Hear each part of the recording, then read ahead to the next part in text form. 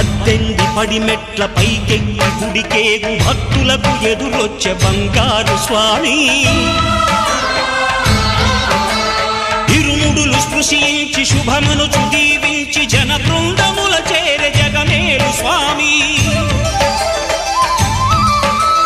తన భక్తులొనరిల్చు తప్పులకు తడబడి ఒక పక్క ఒరిగెన ఓంకారమూర్తి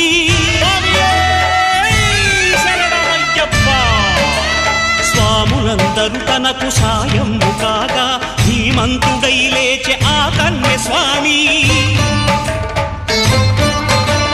పట్టబంధము వీడి భక్తతతికై